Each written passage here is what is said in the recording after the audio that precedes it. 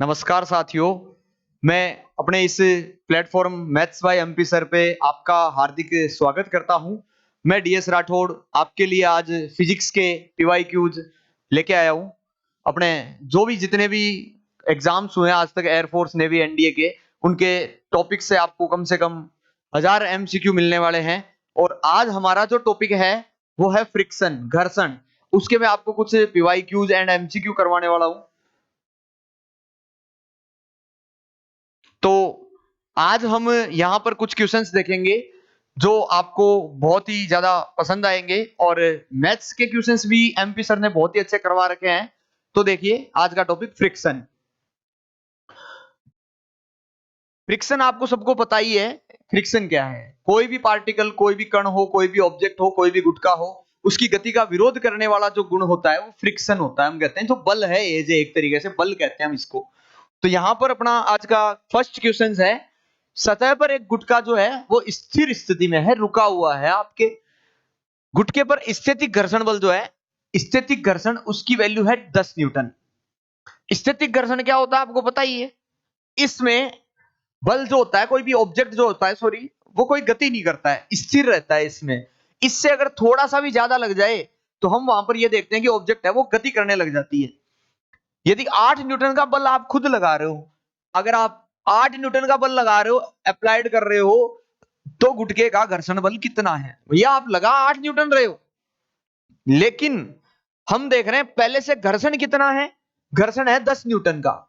अगर 10 न्यूटन का घर्षण है, 10 न्यूटन से ज्यादा लगेगा ना, थोड़ा सा भी, 10.1 भी, तो ऑब्जेक्ट चलेगी। 10 से कम है, अगर 9.9 भी है ना, तो ऑब्जेक्ट नहीं चलेगी। तो यहां पर क्या हो सकता है? कौन सा आंसर हो सकता है? 2 हो सकता है, 18 हो सकता है, 8 या 10 हो सकता है।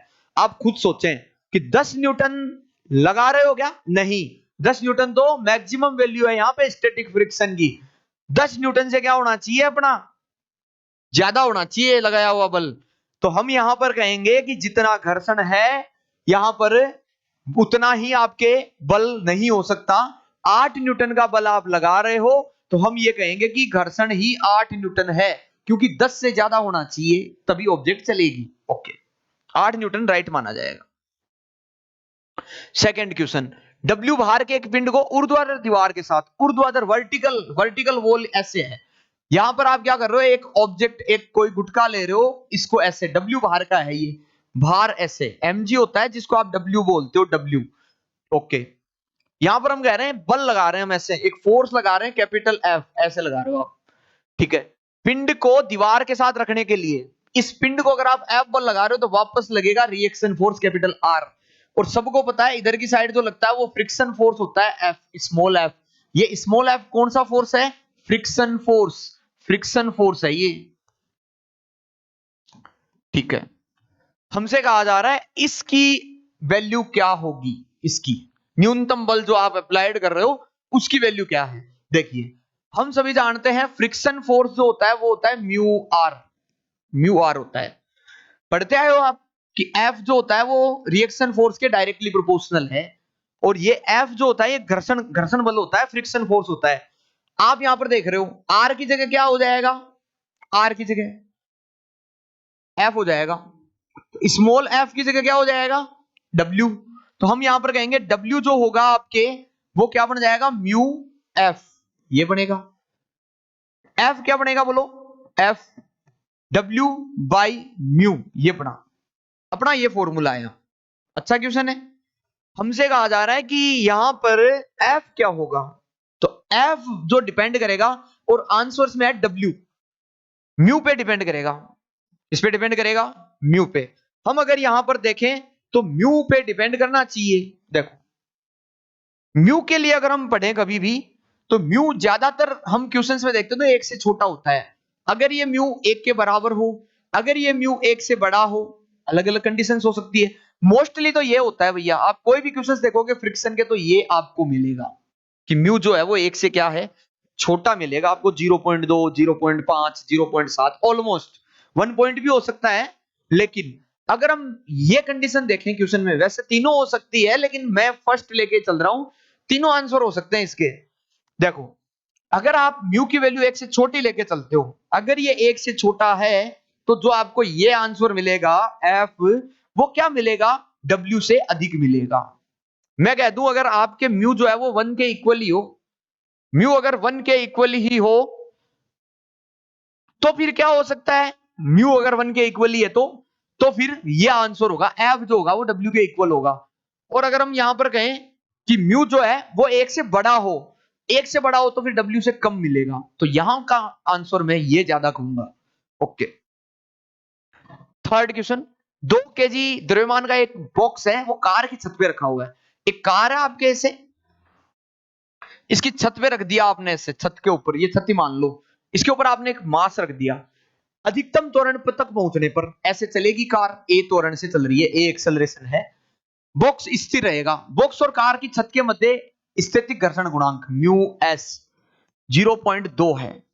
क्या कह रहा है आपको, जी कितना होगा, जी सॉरी 10 मीटर पर सेकंड स्क्वायर दे रखा है। अधिकतम त्वरण बताओ।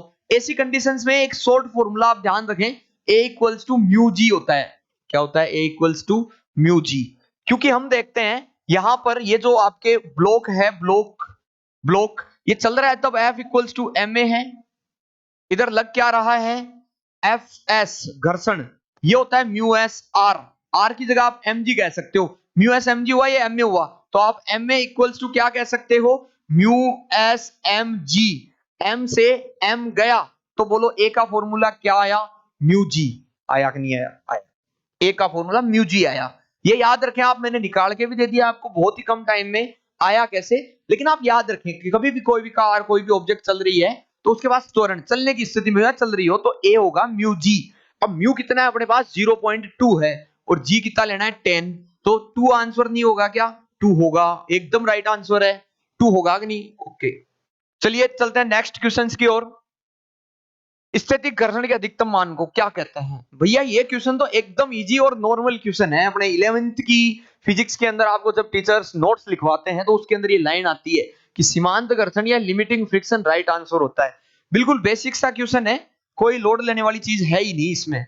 नेक्स्ट, एक व्यक्ति घर्षण गुणांक की सतह जो म्यू दे रखा आपको, एक गुटके को 10 मीटर चलाता है, 10 मीटर चला रहा है, मतलब आपको डिस्प्लेसमेंट दिया हुआ है, विस्थापन, विस्थापन कितना है 10 मीटर। क्षैतिज से 30 डिग्री के कोण, ऐसे मान लो आप ये हॉरिजॉन्टल है, ये हॉरिजॉन्टल हो गई। यहां पे आप एक बल लगा रहे हो एफ, और उस एफ की वैल्यू कितनी है, √3k, √3k, के की जगह मैं मानूंगा यहाँ पे, देखो ऑप्शंस में भी के दिया हुआ है, तो आप यहाँ पे 1k बोलते हो तो ये 1000 हो गया आपके, एफ हो गया। थीटा कितना दे रखा है, 30 डिग्री का थीटा है यहाँ पे। तो मुझे आप एक चीज बता दो, दो कंपोनेंट लेते हो आप ऐसे ऐसे, इधर का कंपोनेंट क्या आएगा, एफ कोस 30 नहीं आएगा क्या, एकदम राइट आंसर है, ये आएगा। अब ऑब्जेक्ट आप चला रहे हो तो बोल रहा है आपको कि आरोपित बल द्वारा किया गया कार्य क्या होगा, the work done by the applied force will be, ये बताना है अपने को। वर्क कभी भी हम पढ़ने जाते हैं, वर्क डन कभी पढ़ते हो तो आप पढ़ते हो फोर्स मल्टीप्लाई डिस्प्लेसमेंट, यही पढ़ते हो, डॉट आता है तो अपने कोस थीटा वगैरह लिख देते हैं हम, कोई नहीं। फोर्स की वैल्यू कितनी है, एफ कोस 30, डिस्प्लेसमेंट 10 दे रखा आपको, एफ की वैल्यू कितनी है, ये रहा √3 मल्टीप्लाई 1k, और ये 10 हो गया। अगर हम यहां पर देखें तो cos 30 की वैल्यू भी तो थी, cos 30 कितना होता है, √3/2। ओके, हम यहां पर देखें तो इसको इससे 5 टाइम्स कर दो, √3 कितना हो गया, 3 हो गया, 3 15 हो गया, 15 और मल्टीप्लाई में 1k हो गया। आंसर जो है आपके इनमें से ये होगा, क्यों k दे रखा है ना, तो 15k किलो जूल, सॉरी हाँ सही है, एकदम राइट है, 15 किलो जूल आपके यहाँ पे राइट आंसर माना जाएगा, बी ऑप्शन। नेक्स्ट क्वेश्चन की ओर देखते हैं। एक ऊर्ध्वाधर खंबा है, ये हो गया एक पोल हो गया ऐसे, 40 केजी का एक लड़का है, आप ऐसे मान लो मैं एक गुटका बना रहा हूं, ऐसे ब्लॉक बना रहा हूं, ये 40 केजी का है। ओके, एक लड़का है वो नियत चाल से ऊपर चढ़ रहा है, ऐसे ऊपर की ओर जा रहा है वो, ऐसे ऊपर की ओर, ठीक है। यदि उसकी हथेली व खंबे के बीच घर्षण गुणांक म्यू जो आपको दे रखा है वो 0.8 दे रखा है, और जी की वैल्यू अपने को पता ही है, उसके खंबे पर आरोपित क्षैतिज बल क्या होगा, क्षैतिज बल आप लगा रहे हो एफ लगा रहे हो, वापस क्या होता है, आर होता है, आपको ये चाहिए, एफ चाहिए, एफ क्या होगा, एफ निकालना है अपने को। अगर अपने को एफ निकालना है यहाँ पे, तो हम क्या कर सकते हैं, पहली चीज तो हम यहाँ पर ये कहेंगे इस पे एक बल तो लग रहा है mg, मतलब 40g, ये तो होता है w भार, वेट हो गया। ऊपर की साइड क्या लगेगा इस पे, ऊपर की साइड यहाँ पे लगेगा, यहाँ पे लगेगा घर्षण बल स्मॉल एफ, फ्रिक्शन फोर्स।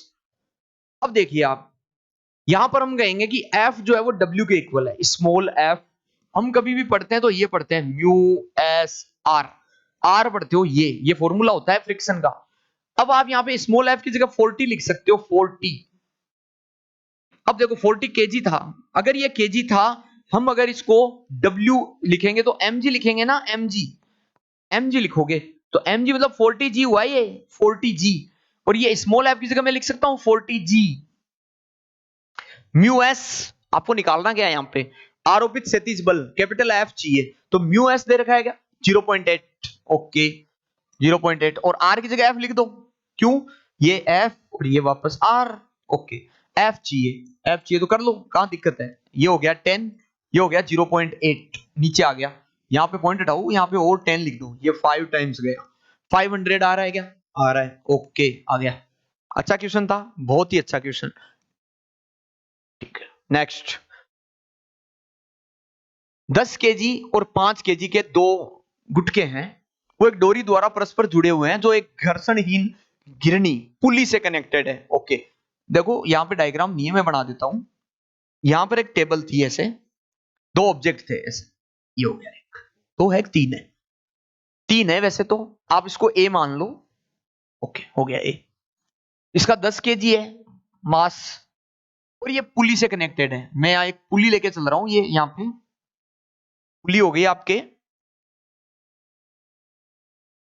पुली हो गई, यहां से ऐसे एक ब्लॉक और कनेक्टेड है, ठीक है, ये पुली है, गिरनी जिसको हम बोलते हैं।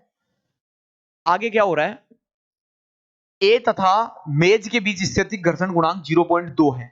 अगर आपको म्यू चाहिए तो म्यू कितना है, 0.2 है, ओके। गुटके ए पर कितने न्यूनतम मान के द्रव्यमान सी को रखा जाए, ए के ऊपर सी रखना है, ए के ऊपर सी रखना है, इसका मास है mc, और ये बी था, ये बी था, बी की वैल्यू है 5 केजी, 5 केजी रख दिया हमने, ओके। देखो ए पर कितने न्यूनतम मान के द्रव्यमान को रखा जाए जिससे गुटका ए गति ना कर सके। देखो भैया, अगर ऐसे क्वेश्चंस हो कभी भी कि कुछ लटक रहा है और कुछ टेबल के ऊपर रखा हुआ है, मेज के ऊपर कभी भी रखा हुआ हो, तो हमें हमेशा क्या करना चाहिए, म्यू से रिलेटेड क्वेश्चन है और कभी भी कोई भी टेबल है, तो हम क्या कर सकते हैं, एक फॉर्मूला होता है अपने म्यू का ही, म्यू इक्वल्स टू, एक तो आप रखो यहाँ पे लटका हुआ द्रव्यमान, जो भी लटका हुआ है, लटका हुआ द्रव्यमान होता है वो ले लो आप, एक तो लटका हुआ, और यहां पे रख दो रखा हुआ, जो मेज पे आपने रखा है वो आ जाएगा। म्यू इक्वल्स टू, लटका रखे आपने दो जने हैं या एक है, एक ही है, वो है 5 केजी, ओके 5 लिख दिया मैंने। नीचे रखा हुआ कौन कौन है, एक तो 10 है और एक mc है। मैं म्यू की वैल्यू रख दूं यहां पे, म्यू की वैल्यू कितनी है अपने क्वेश्चन में, 0.2 मतलब हाफ, ये 1.5 लिख दिया मैंने, हम यहाँ पे 1/5 लिख सकते हैं इसको, ओके। करोगे multiply, 10 plus mc equals to 25, then mc equals to 15 आएगा, ओके। तो यहां पर 15 केजी राइट आंसर माना जाएगा आराम से। अच्छा क्वेश्चन था, आगे भी क्वेश्चंस मिल सकते हैं इस पैटर्न पे अवेलेबल आपको बहुत सारे, देखना ध्यान से, ये फॉर्मूला ध्यान रखना, लटका हुआ अपॉन रखा हुआ द्रव्यमान, ये पीवाईक्यू है आपके। एक लिफ्ट है, वो नीचे की ओर गुरुत्वीय त्वरण के बराबर त्वरण, देखो आपने कभी क्वेश्चंस देखे होंगे लिफ्ट वाले, ये ऐसे लिफ्ट होती है, इसके अंदर हम कोई भी एक ऑब्जेक्ट रख लेते हैं, जैसे ये एम मास की है, आप कभी देखते हो एनएलएम वाले चैप्टर में कि कभी लिफ्ट ऊपर जा रही है, कभी नीचे आ रही है, कभी जी त्वरण से फ्री फॉल भी होती है। यहां पर क्या कहा जा रहा है, गुरुत्वीय त्वरण के बराबर त्वरण से गति कर रही है, नीचे आ रही है, नीचे नीचे बोला है, नीचे की ओर आ रही है, और इसके बाद जो त्वरण है ना वो जी के बराबर है, ओके। तो वस्तु के द्वारा उत्पन्न घर्षण प्रतिरोध कितना होगा, घर्षण कितना होगा मतलब, नीचे की ओर mg लगता है अपने, mg हो गया, ऊपर की ओर r होता है, r हो गया। हम कभी भी देखते हैं कुल बल होता है टोटल फोर्स ma, और यहां पर आएगा mg minus r, mg minus r हो गया।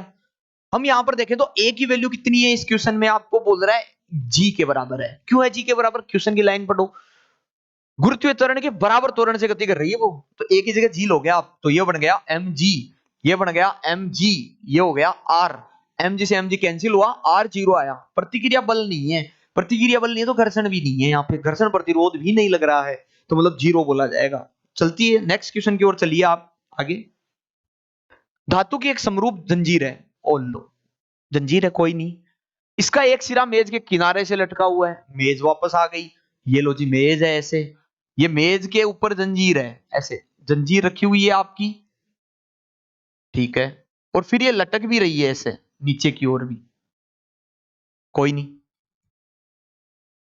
जंजीर पहले मान लो आप, ये जंजीर थी ऐसे आपके सामने, इसकी लेंथ जो थी वो कैपिटल एल थी या वाई, जो भी आप लेना चाहो, वाई ले ली मैंने, कैपिटल वाई लेंथ है इसकी।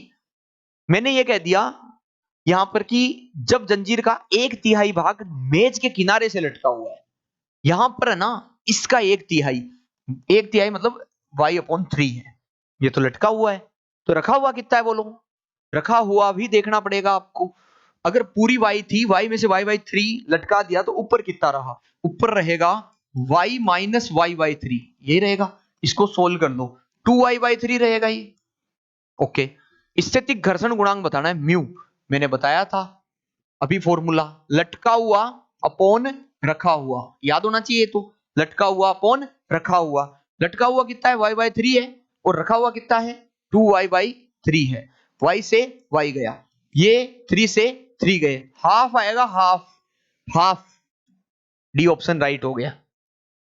आशा करता हूं आपको अच्छे लग रहे होंगे क्वेश्चंस। हम नेक्स्ट क्वेश्चन की ओर चलते हैं वापस इसी जोश के साथ। ये एक डायग्राम दिख रहा है आपको, यहां पर क्या बोला जा रहा है, इसके भार दे रखे हैं 20 न्यूटन और 100 न्यूटन, इसका भार है 20 न्यूटन, इसका भार है 100 न्यूटन। अच्छा क्वेश्चन नहीं है, इन्हें एक एफ बल द्वारा दबाया जा रहा है, इधर की साइड आप एफ बल लगा रहे हो, ओके। यदि घर्षण गुणांक का मान ए तथा बी के बीच 0.1 और बी और दीवार के बीच 0.15 है, तो दीवार द्वारा ब्लॉक पर लगाया गया बल क्या होगा।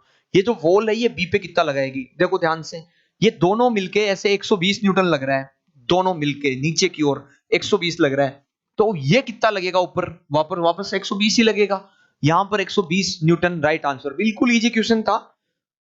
नेक्स्ट, एक पृष्ठ पर एक द्रव्यमान m का ब्लॉक रखा है, ओके, रख दो m द्रव्यमान का ब्लॉक, यहां पर आपको y दे रखा है, कोई डिस्टेंस है, ये अनुप्रस्थ काट नहीं, मतलब डिस्टेंस दे रखी है आपको, y इक्वल्स टू x³/3, ये दे रखा है। पूछा क्या है, घर्षण गुणांक म्यू दे रखा है आपको 0.5, कोफिशिएंट ऑफ फ्रिक्शन जो है वो दे रखा है, धरती से वह अधिकतम ऊंचाई निकालो, h निकालना है, h चाहिए, और आगे क्या चाहिए, जिस पर बिना फिसले ब्लॉक रखा जा सकता हो। अच्छा क्वेश्चन है, बहुत ही अच्छा क्वेश्चन है ये।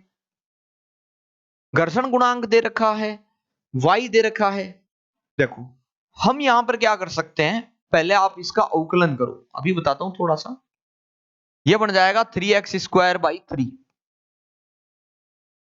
सॉरी अवकलन तो हम यहाँ पे x³ का कर रहे हैं, ठीक है, 6 था ना यहाँ पे, तो हाँ सही सही किया है मैंने, ये अपॉन में 6 था, यहाँ पे 3x²/6 था, अवकलन कर दिया मैंने, ये हाफ आया आपके, हाफ, और ये x² ऊपर, ये dy/dx निकला यहाँ पे x²/2।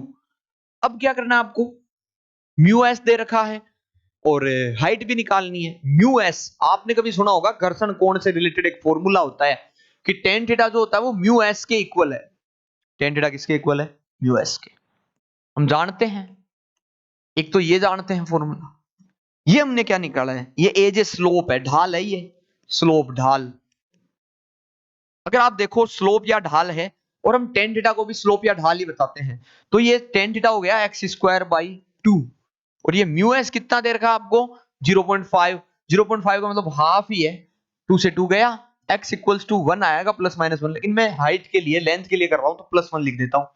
अब आपको चाहिए हाइट, वो y दे रखा था ना x³/6, उसी में रख दो x⁴ 1/6, 1/6 is right answer, A option, height ही चाहिए आपको, ठीक। नेक्स्ट, 1 किलोग्राम पिंड को, 1 किलोग्राम का पिंड है ऐसे, और दीवार के साथ। ये तो मैंने अभी इस टाइप का थोड़ा क्वेश्चन करवाया आपको। 1 केजी का है, नीचे की तरफ क्या लगेगा, जी लगेगा, mg। ये 1 केजी का है तो mg लगता है, तो ये 1g लगेगा, मतलब g लगेगा। ओके, आप क्या कर रहे हो, इसको F बल से लगा के रख रहे हो, ऐसे F बल से, तो वापस प्रतिक्रिया बल ही लगता है। और इधर की तरफ क्या लगता है, घर्षण बल Fs। इधर की तरफ घर्षण बल ही लगता है। तो F का न्यूनतम मान बताओ। भैया एक चीज बताओ मुझे पहले तो, एफएस के बारे में आप क्या जानते हो, आप ये जानते हो कि एफएस होता है म्यू एस आर, ये होता है। एफएस यहाँ पे कौन है, 1g, जी है, मतलब जी है नीचे की तरफ ऊपर की तरफ, और आर की जगह कौन है यहाँ पे, चाहिए क्या आपको, एफ का न्यूनतम मान ये चाहिए। यहां पर आप देखो R, R mu S R, तो म्यू एस दे रखा है 0.2, लिख दो 0.2 हो गया। और आर, आर की जगह आप एफ लिख सकते हो। ओके, जी कितना होगा 9.8 इक्वल्स टू 0.2 एफ। हम यहां पर देखें तो पॉइंट से पॉइंट गया, तो एफ क्या आएगा 49। अच्छा क्वेश्चन था, इजी क्वेश्चन था, 49 Newton right answer. Next question, एक भारी एक समान जंजीर, वापस जंजीर का क्वेश्चन है, कोई दिक्कत नहीं, ये लो जी जंजीर है, टेबल पे ही है, जंजीर है वो टेबल पे ही है, और इसका अधिकतम भाग लटकाया जा रहा है। हाँ लटका दो कोई नहीं, ये जंजीर हो गई, ये रखी हुई है टेबल के ऊपर। वाई मानते हो आप पूरी, कैसे, ये लो जी वाई हो गई है, पूरी वाई हो गई, वाई भाग हो गया इसका पूरा। आपको क्या बोला जा रहा है, यदि जंजीर व मेज की सतह के बीच घर्षण गुणांक दे रखा है आपको, म्यू दे रखा है 0.25, ठीक है। क्या बोला है, जंजीर की लंबाई का वह अधिकतम भाग जो मेज के किनारे से या सिरे से लटकाया जा रहा है। हमें यहां पर कुछ पार्ट जो है वो मानना पड़ेगा, या वाई ले लो, कुछ भी ले लो, लटका लो कुछ तो और कुछ रख लो। तो लटकाया जा रहा है वो भाग बताओ आप। मैं यहाँ पे जैसे एल मान लू तो कोई दिक्कत नहीं है, वाई मान लो, एल मान लो, ये कैपिटल एल स्मॉल एल पूरा है, स्मॉल एल से मैं कह देता हूं ये जो भाग लटकाया मैंने वो वाई लटकाया मान लो, तो ऊपर कितना रहेगा, पूरे एल में से वाई को सब्ट्रैक्ट करो, ये रहेगा, ठीक है। तो म्यू का फॉर्मूला हम जानते हैं पहले से ही, लटकाया हुआ अपॉन रखा हुआ, लटकाया हुआ है वाई, रखा हुआ है एल माइनस वाई, और म्यू की जगह है 0.25, और यहाँ पे है Y upon L minus Y, हो गया, ये हो गया 1/4 पॉइंट हटाने के बाद, और ये हो गया y upon L minus Y, ठीक है, करो गुण गुणा, ये बन गया l minus Y equals to 4y, plus का y उधर जाके 5y बन जाएगा, तो l बनेगा l इक्वल्स टू 5y, ये बनेगा। अब आप अगर यहां पे देखो तो y upon L equals to 1/5 रहा। आपसे क्या पूछा जा रहा है, ये लाइन बहुत ही शानदार है, यह अधिकतम भाग जो मेज के एक सिरे से लटकाया जा सकता है होगा, अधिकतम भाग। अब देखो परसेंटेज में क्वेश्चन है, तो आप क्या करोगे, इसको 100 से मल्टीप्लाई, 100 से मल्टीप्लाई क्या आ जाएगा 20%, एकदम राइट। अधिकतम भाग, भाग किसका, उसी लंबाई का अधिकतम भाग है भाई, जो लटका रहे हो आप, लंबाई का ही अधिकतम भाग है। ओके, घर्षण बल द्वारा किया गया कार्य क्या होता है, ऋणात्मक होता है, धनात्मक होता है, जीरो होता है, या उपरोक्त सभी। देखो ऋणात्मक, धनात्मक और जीरो और उपरोक्त सभी, इनमें से क्या बता सकते हैं हम। जब कभी भी कोई भी ऑब्जेक्ट है वो जब लुढ़क रही हो, हम सबसे पहले देखो एक चीज जानते हैं, मेरी एक ट्रिक है, वो ट्रिक सुन लेना आप, ट्रिक बता रहा हूं मैं आपको। कभी आपके सामने क्वेश्चंस आएंगे, सर्पी घर्षण ज्यादा होता है, लोटनिक घर्षण ज्यादा होता है, कौन सा घर्षण ज्यादा है, स्थितिक घर्षण ज्यादा है या गतिक घर्षण ज्यादा है। आपने एक वर्ड सुना होगा तस्कर, उसी से आप एक नाम याद रखें लश्कर, LSKR। इसमें आप ध्यान से सुन लें, रोलिंग, आर का मतलब है रोलिंग, रोलिंग को हिंदी में कहते हैं लोटनिक, रोलिंग को हिंदी में कहते हैं लोटनिक। के को होता है काइनेटिक, गतिक या गतिज, जो भी बोलते हो, काइनेटिक फ्रिक्शन कहते हैं इसको, इसको रोलिंग बोलते हैं हम। और एस का मतलब हो गया स्टैटिक, सबसे ज्यादा स्टैटिक है, स्टैटिक, फिर काइनेटिक, एल को मैं कुछ नहीं बता रहा इसमें, और रोलिंग सबसे कम है।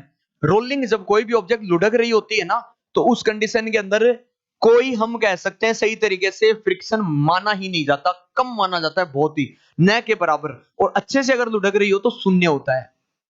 धनात्मक और ऋणात्मक रह गए दो चीजें। ऋणात्मक कब होता है? ऋणात्मक मतलब कोई भी ऑब्जेक्ट है अगर वो अपने कभी भी किसी भी खुरदरी सतह पर चल रही हो, खुरदरी सतह पर, तो हम कहते हैं ऋणात्मक भी होता है, क्योंकि वहां पर हम देखते हैं कि कार्य जो है उसमें वो रोक रही है उसको, ऑब्जेक्ट खुरदरी सतह पे। एक हम देखते हैं धनात्मक कब होता है, जब कोई भी ऑब्जेक्ट एक दूसरी ऑब्जेक्ट को चलाने की मदद, हेल्प करे किसी भी सतह पे।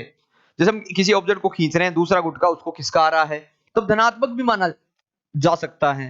तो इस कंडीशन में जो right answer all of the these होंगे, उपरोक्त सभी is the right answer of this question.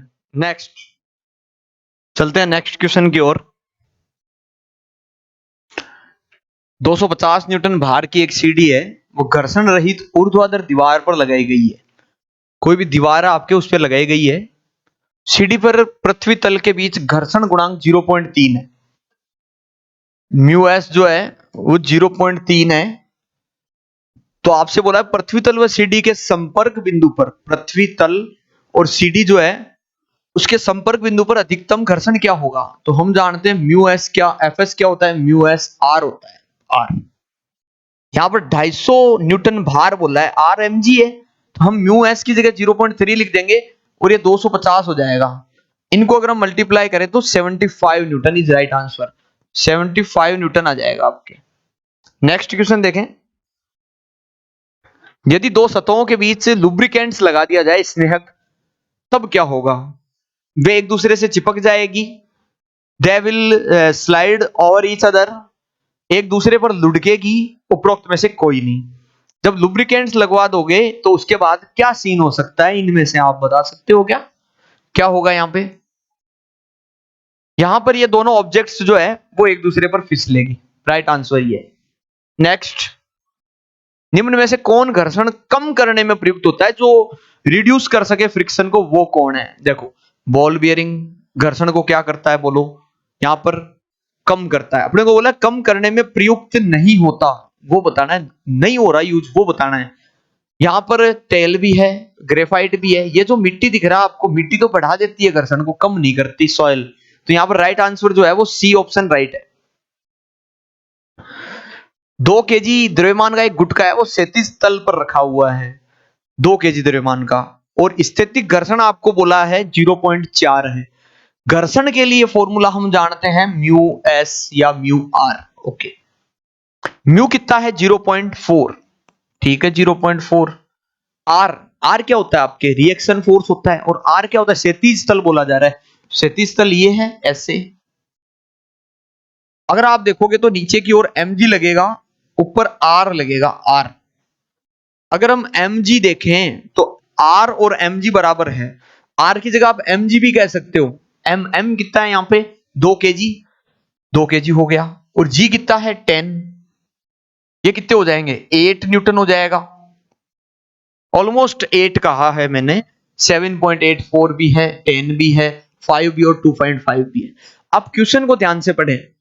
ये तो हमने कहा है एफ, फ्रिक्शन फोर्स निकाला है हमने, ये फ्रिक्शन फोर्स है आपके सामने, ये फ्रिक्शन फोर्स है। लेकिन आपको यहां पर क्या कहा जा रहा है कि घर्षण बल होगा तल और गुटके के बीच। ये जो है स्टैटिक फ्रिक्शन है, static friction, static, static STATIC, static, static घर्षण, ठीक है। म्यू एस है ये, एफ एस, और ये म्यू एस। ओके, 2.5 न्यूटन का बल आप खुद लगा रहे हो गुटके पर, 2.5 न्यूटन का आप खुद लगा रहे हो, जो अप्लाइड है वो खुद है 2.5, लेकिन वो बोल रहा है 8 न्यूटन से ज्यादा लगाओ। 8 न्यूटन से जब ज्यादा लगाओगा ना तभी चलूंगा मैं, तो जब 8 न्यूटन से ज्यादा लगेगा तभी चलूंगा। तो इस कंडीशन में मुझे एक चीज बता सकते हो क्या, घर्षण बल कितना होगा, आप आराम से सोच के बता सकते हो क्या। 8 न्यूटन तो मैक्सिमम है, लेकिन आप लगा रहे 2.5 ही हो, तो 2.5 ही लगा रहे हो तो उतना ही वापस लगेगा, यही होगा ए ऑप्शन राइट आंसर।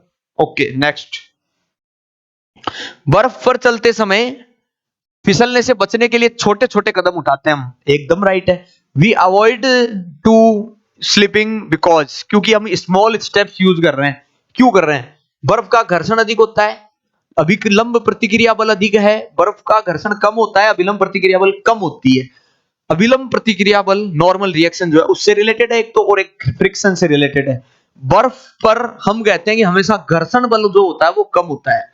ये राइट होता है अपने, क्योंकि घर्षण बल कम है, बर्फ पर एकदम घिस जाते हो आप तुरंत ही, इसलिए। नेक्स्ट क्वेश्चन, नत समतल इंक्लाइंड प्लेन जो है उस पर बात करेंगे हम यहाँ पे इंक्लाइंड प्लेन लेके चल रहे हैं। इंक्लाइंड प्लेन में आपके सामने बना रहा हूं। इंक्लाइंड प्लेन कौन सा होता है? जिसपे कोई भी ऑब्जेक्ट होती है आपके, वो ठीक फिसलने वाली स्थिति में हो, उसको हम इंक्लाइंड प्लेन बोलते हैं। ओके, ये इंक्लाइंड प्लेन है। यहां पर कहा जा रहा है कि झुकाव कोण जो है वो 60 डिग्री है, 60 डिग्री है। ये 60 डिग्री है आपके,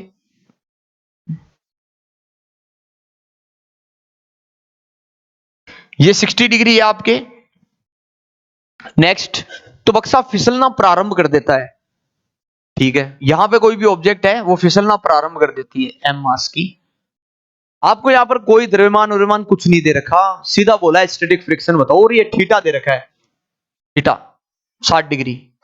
अब हमें देखना है कि क्या हो सकता है। देखो, अच्छा क्वेश्चन है, बिल्कुल बिना कॉपी और पेन के होने वाला क्वेश्चन है ये। पेपर की भी जरूरत नहीं है ना, पेन की जरूरत है इसमें। सीधा फॉर्मूला है अपने tan theta equals to mu S. याद करो आप, घर्षण कोण का रिलेटेड ये क्वेश्चन है, फॉर्मूला है अपने।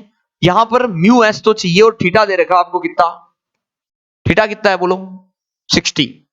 tan 60 equals to mu S है अपने फॉर्मूला। तो ये √3 नहीं होगा क्या? √3 होगा, एकदम राइट। √3 तो नहीं है, तो ये है ना 1.732 तो है आपके आंसर। तो यहां पर आपका राइट आंसर माना जाएगा 1.732। आज के अपने ये 20 क्वेश्चंस हुए हैं, और नॉर्मल क्वेश्चंस भी है थोड़े बहुत इनमें, और कोई क्वेश्चन अच्छे भी हैं इनमें। हम नेक्स्ट और हम यहां पर आपके लिए वीडियो लेके आएंगे एक, जो आपके फ्रिक्शन से रिलेटेड होगा। धन्यवाद।